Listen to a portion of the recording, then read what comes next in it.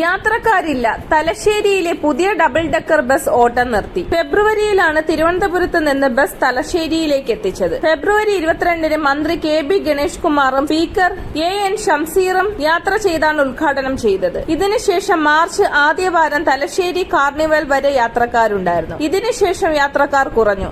ഇതോടെയാണ് ഓട്ടം നിർത്തിയത്. ആളുകൾ മുൻകൂട്ടി ആവശ്യപ്പെടുന്ന പ്രകാരം വിനോദസഞ്ചാര കേന്ദ്രങ്ങളിലൂടെയാണ് യാത്ര. 40 ആളുകൾ വരെ ഉണ്ടെങ്കിൽ മാത്രമേ ബസ് ഓടൂ. ഒരാൾക്ക് 250 രൂപയാണ് ടിക്കറ്റ് നിരക്ക്. ഉച്ചയ്ക്ക് 2:30 തുടങ്ങി 8:30 തിരിച്ചെത്തുന്ന തരത്തിലാണ് യാത്ര. ഉച്ചയ്ക്കുള്ള കഠിനമായ ചൂട് യാത്രയെ ബാധിച്ചു. ഇപ്പോൾ 3-4 ആളുകൾ മാത്രമാണ് യാത്രയ്ക്കുണ്ടാകുന്നത്. 3 പേർക്ക് മാത്രം ബസ് ഓടിയാൽ നഷ്ടമാകും. ചൂട് മാറി മഴ വന്നാൽ മുകൾ ഭാഗത്ത് മേൽക്കൂര ഇല്ലാത്തതിനാലും യാത്ര ബുദ്ധിമുട്ടാകും. തിരുവനന്തപുരത്തും കൊച്ചിയിലും മാത്രം കാണുന്ന ഡബിൾ ഡെക്കർ തലശ്ശേരിയിലെത്തിയപ്പോൾ ആളുകൾക്ക് കൗതുകമായിരുന്നു.